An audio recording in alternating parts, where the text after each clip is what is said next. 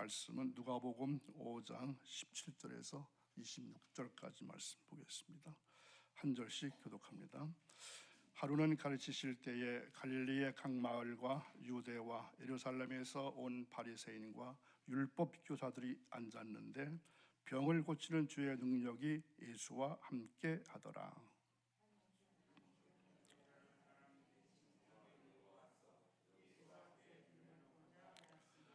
무리 때문에 메고 들어갈 길을 얻지 못한지라 지붕에 올라가 기와를 벗기고 병자를 침상째 무리 가운데로 예수 앞에 달아 내리니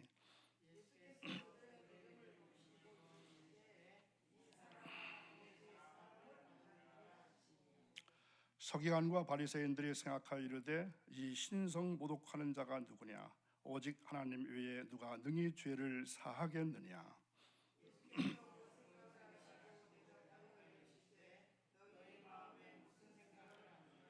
내 죄 사함을 받았느니라 하는 말과 일어나 걸어가라 하는 말이 어느 것이 쉽겠느냐?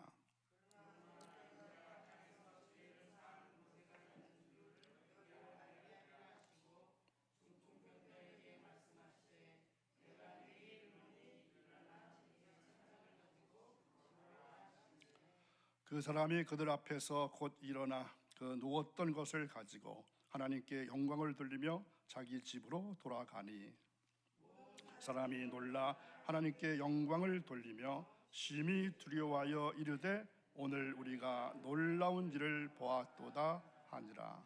아멘. 한 주간 시작되는 월요일 새벽을 깨우시고 거룩한 주님 전에 올라오신 여러분들과 여러분들의 가정과 자녀 손들과 그리고 특별히 일터와 직장과 생업에 하나님의 거룩하신 은혜가 한 주간도 이어지기를 주님의 이름으로 축복합니다. 오늘 제목은 죄를 씻기시는 주님의 권세, 죄를 사하시는 주님의 권세, 이러한 제목입니다. 예수님께서 가르치시는 그의 주변에는 말씀을 듣고자 모여온 무리들이 병자들뿐만 아니라 많은 무리들이 붐볐습니다. 또 그 외에도 예수님을 책잡으려고 하는 조직적인 일단의 무리들까지 함께 있어서 참으로 많은 사람들이 붐볐습니다. 17절 말씀 보시겠습니다. 하루는 가르치실 때에 갈릴리의 각 마을과 유대와 예루살렘에서 온 바리새인들과 율법 교사들이 앉았는데 병을 고치는 주의 능력이 예수와 함께 하더라. 아멘. 이들은 혹 예수님의 언동 중에 율법으로 책잡을 것이 없을까 기회를 노렸고 또 그 기회가 오기만 하면은 즉시 일제히 반격을 가해서 예수님을 여지없이 매도했고 또 상부에게 보고할 보고자를 만들고 있었던 무리들입니다. 예수님은 이들과도 끊임없이 싸워야만 했습니다.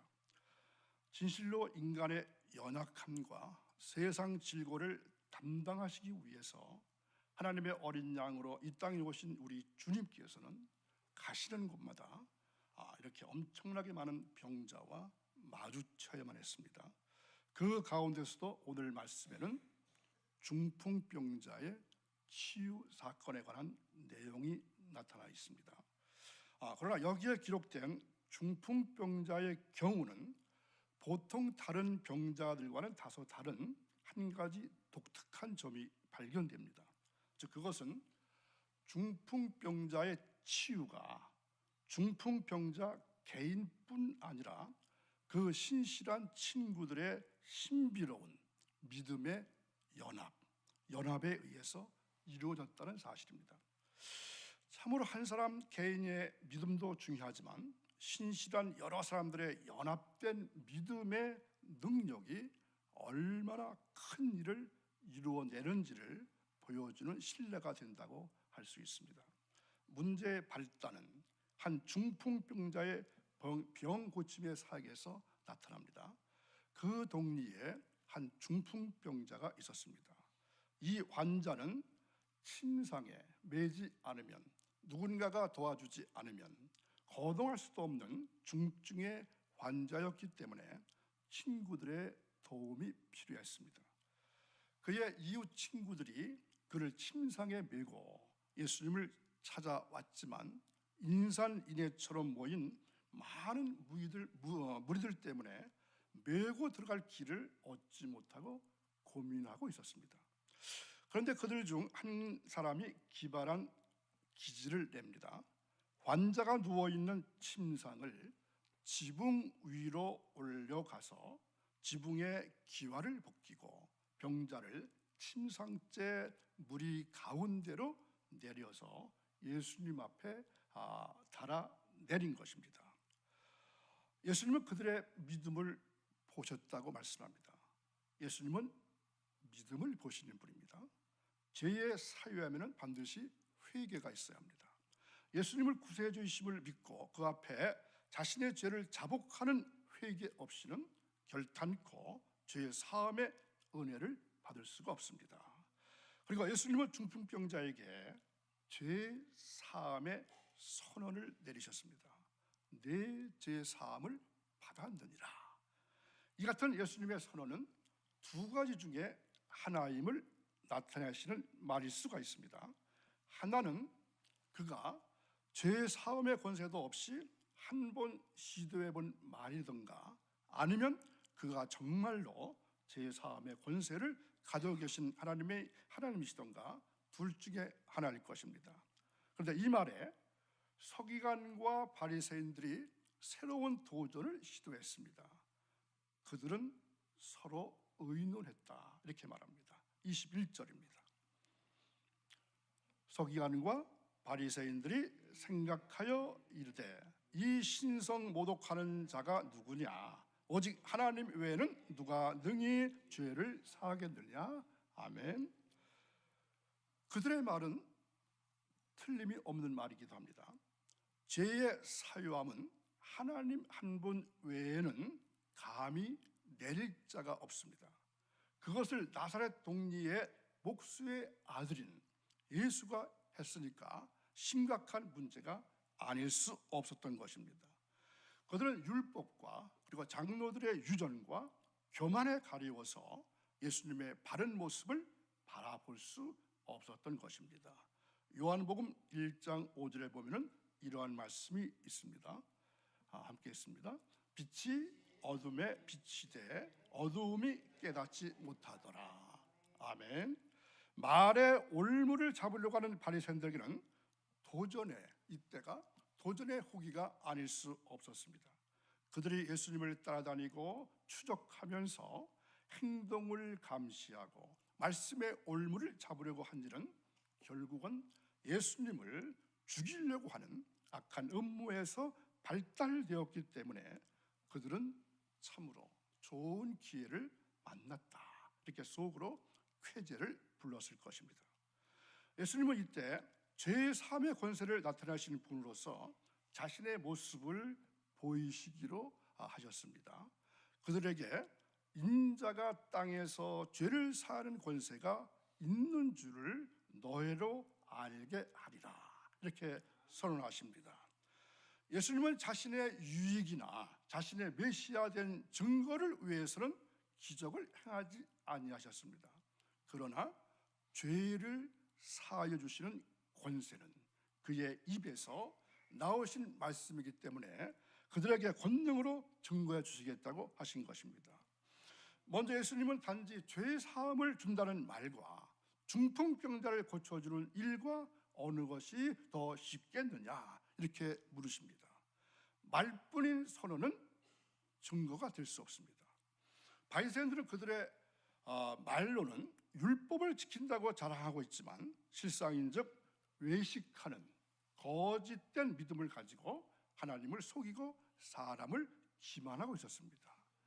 하나님의 나라는 말에 있지 아니하고 어디에 있다고 말씀합니까? 능력에 있다고 말씀하셨습니다. 예수님은 그의 권능으로 죄를 사하실 수 있는 권세가 있으심을 나타내기로 하신 것입니다. 그리고 예수님은 중풍병자에게 내가 내게 이르노니 일어나 내 침상을 가지고 집으로 가라, 이렇게 명하셨습니다. 예수님 말씀은 창조적인 명령이었습니다. 우주 만물을 창조하신 말씀이시고 지금도 그 만물을 그 말씀으로 붙들고 계십니다. 예수님께서 중풍병자에게 명하셨을 때 어떻게 되었다고 말씀합니까? 25절 보겠습니다. 그 사람이 그들 앞에서 곧 일어나 그 누웠던 것을 가지고 하나님께 영광을 돌리며 자기 집으로 돌아가니. 아멘. 주님을 찾았을 때는 침상에 누운 채 여러 사람의 도움으로 왔지만 예수님을 만난 후에는 자신이 누웠던 침상을 걸머쥐고 자기 스스로 자기 집으로 걸어가는 것입니다. 이러한 주님의 권능을 바라본 모든 사람들은 너무나도 기이한 일에 놀란 나머지 이처럼 말합니다. 26절입니다. 모든 사람이 놀라 하나님께 영광을 돌리며 심히 두려워하여 이르되 오늘날 우리가 기이한 일을 보았다 하니라. 아멘. 예수님을 참남하다고 비방한 바리새인들과 교법사들은 그들의 입을 다물고 말았습니다.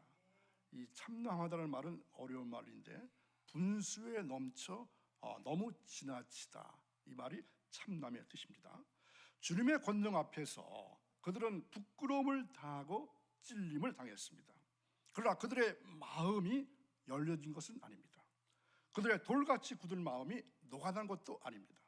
완악한 마음을 가지고 있으면서도 기적을 보고도 믿음을 가질 수가 없는 것입니다. 완악이라는 말도 어려운 말이죠. 성질이 억세게 고집스럽고 사납다, 이러한 말이 완악입니다. 이 성도들의 믿음 생활에서 가장 중요한 것은 머리 대신 그리스도 안에서 각 지체된 성도들이 서로 한 마음으로 유기적으로 연합하는 것입니다. 왜냐하면 이것은 우리의 믿음 생활을 무너뜨리는 사탄의 세력에 공동 세력을 구축함으로써 신앙의 승리를 거둘 수 있는 강력한 힘을 형성할 수 있기 때문입니다. 믿음의 성사는 너무나도 험하고 가파르기 때문에 여러 성도들의 헌신적인 협력과 그리고 희생적인 노력 없이는 혼자의 힘 가지고는 오르기가 쉽지가 않습니다. 뿐만 아니라 사탄의 대적과 회방이 극심한 오늘날입니다. 이러한 이 땅에서 신실한 믿음의 형제들이 서로 연합하지 않는다면 필경은 잘못된 타락의 길로 미끄러질 수밖에 없습니다. 그래서 사도 바울은 당시 거짓 교사가 난무하던 갈라디아 교회를 향해서 어떻게 말씀합니까? 너희가 서로의 짐을 져라. 너희가 서로의 짐을 져주라. 이렇게 격려하고 당부했던 것입니다. 그러므로 악인과의 연합은 사망의 지름길이지만 그리스도 안에서 믿음의 형제 간의 연합은 영생으로 이르는 접경인 것을 꼭 기억할 수 있기를 바랍니다. 몇 년 전에 이 국민일보에 이러한 제목으로 기사가 보도된 적이 있었습니다. 청소년들 교회 건축 베드로의 기적, 이러한 제목이었는데요. 이 남해안의 작은 도시였던 통영이라는 곳에서 교회 건축의 기적이 일어났다는 것입니다. 그 교회는 아주 작은 교회였습니다. 이 남학생과 여학생 모두 5명의 학생들이 공사장의 인부들도 도저히 불가능하다고 포기한 교회 건축 공사를, 그것도 한겨울에 추위를 무릅쓰고 10층의 높이의 벽돌 건물을 쌓아서 완공을 했다는 것입니다.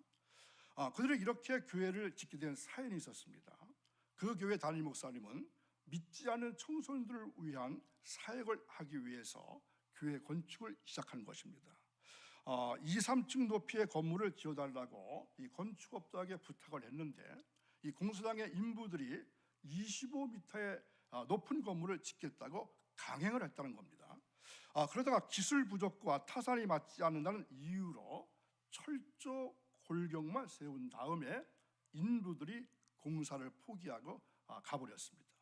이러한 상황이 되자 목사님은 상심이 된 것입니다. 이때 목사님에게 여학생 3명이 찾아옵니다. 남학생도 아니고 여학생입니다. 그리고 그 목사님께 이렇게 제안합니다. 모든 목재가 준비되어 있으니까 목사님 우리 교회 지면 안 될까요? 그러면서 그들이 망치와 못을 잡은 것입니다. 그러자 나중에 남학생 둘도 합세를 하게 됩니다. 추운 겨울이었지만 그들은 열심을 다해서 건물을 짓게 됩니다. 물론 공사를 하면서 크고 작은 사고도 있었습니다. 그러나 공사장에서 잔뼈가 굵은 인부들도 포기했던 건물을 그들이 완공했다는 것입니다. 더 놀라운 사실은 교회를 지은 그 젊은 학생들이 오랫동안 신앙생활을 했던 그러한 사람들이 아니라는 것입니다. 대부분의 학생들이 예수님을 믿은 지 불과 2, 3년씩 밖에 되지 않은 초신자들이었습니다. 그러나 그들이 믿음을 합하자 이러한 초자연적인 기적이 일어난 것입니다. 신앙생활을 오래 했느냐 안 했느냐가 중요한 것이 아닙니다. 각자 가지고 있는 믿음을 어떻게 같이 합하느냐가 더 중요합니다. 짧은 기간 동안 신앙생활을 했다 할지라도 5명의 청년들이 믿음을 합할 때 이러한 놀라운 기적이 일어났던 것입니다. 오늘도 새벽을 깨우신 여러분, 우리가 가지고 있는 힘이 분산되면 실패합니다. 아무리 강한 사자라 할지라도 초점이 분산되면 무기력증에 빠질 수밖에 없습니다. 우리도 각자 믿음이 분산되면 무기력해집니다. 그러나 합심하면 놀라운 일이 일어납니다. 그러기에 우리의 믿음을 하나로 합하는 것이 중요합니다. 각자의 믿음은 연약할지 모릅니다. 그러나 서로 믿음을 합한다면 하나님께서 함께 해주십니다. 우리는 오늘 말씀에서 사람을 못쓰게 만드는 것이 중풍병이 아니라 하나님의 전능하심을 믿지 못하는 제 문제인 것을 깨닫기를 바랍니다. 그러므로 조건과 환경을 개선해서 큰 일을 할 수 있다고 생각할 것이 아니라 예수님을 믿음으로 죄사함을 받고 하나님 주신 일을 할 수 있는 더 큰 믿음을 얻을 수 있기를 바랍니다. 죄사함을 받는 것은 결코 관념적이거나 공인한 마음의 위로로 그치는 값싼 것이 아닙니다. 죄사함을 받는 것은 우리의 진정한 새 삶을 위한 기초가 됩니다. 우리의 삶을 혁명적으로 바꾸어서 새 인생을 살 수 있게 하는 삶의 진정한 능력이요 원동력이 되는 것입니다. 이 시간 죄로 인해서 침상에 드러누워 무기력증과 두려움에 시달린 분이 계시다면 이러한 분들에게도 예수님의 제3의 권세가 임하게 되고 믿음이 임하게 되고 일어나서 걸어가는 변화의 능력이 있기를 주님의 이름으로 간절히 기원합니다. 중풍병자를 메고 온 사람들은 믿음의 새로운 불을 놓아준 사람들입니다. 주님의 교회의 새싹들입니다. 세 가지입니다. 열매는 세 가지에서 맺게 됩니다. 살아있는 교회 믿음의 새로운 과지들이 날마다 뻗어나는 교회가 될 수 있기를 바랍니다. 하나님의 능력의 믿음의 사람들을 통해서 역사하시게 될 것입니다. 영혼이 건강하면 육체의 질병을 이길 수 있습니다. 주님께서는 영혼을 먼저 고쳐주셨습니다. 그 다음에 육신을 고쳐주셨습니다. 먼저 영적으로 건강하시기 바랍니다. 그 건강으로 육신의 질병을 물리치시기 바랍니다. 또한 영육간에 건강한 성도가 될 수 있기를 바랍니다. 여러분 모두가 우리 교회에 새로운 믿음의 불을 놓는 사람들이 되시기를 바랍니다. 하나님의 놀라운 능력을 날마다 체험하는 은혜가 넘치시기를 축원합니다. 우리 모두 다 마음이 하나 되기를 바랍니다. 그리고 믿음으로 하나 되기를 바랍니다. 그렇다면 여러분의 삶의 현장에서 그리고 생명나무 교회 안에서 하나님이 하실 수 있는, 이루어 주실 수 있는 위대한 일을 경험하며 살 수 있기를 바랍니다. 우리 다 같이 천국 갈 그때까지 이러한 기적을 맛보면서 살게 되시기를 주님의 이름으로 축원합니다. 기도하겠습니다. 저희들을 사랑해 주셔서 오늘도 새벽을 깨우고 주님의 거룩한 전에 올라와서 말씀을 듣고 찬양을 드리고 기도할 수 있는 특권을 허락하시니 감사합니다. 죄를 사하시는 권세는 오로지 주님께만 있다는 사실을 다시 한번 깨닫게 하셨사오니 이 시간 철저하게 회개할 수 있기를 원합니다. 그래서 깨끗한 영혼이 주님을 찬양하게 하옵소서, 기도하게 하옵소서. 오늘 주신 귀한 한 날도 주님 은혜 가운데 사탄에게 유혹당하지 아니하고 성결된 삶을 살아가기를 원합니다. 또한 주님의 귀한 자녀들에게 재물 얻을 능을 허락해 주셔서 물질 때문에 어려움을 당하거나 시험을 당하지 않도록 도우실 것을 믿사오며 예수님의 이름으로 기도하옵나이다. 아멘.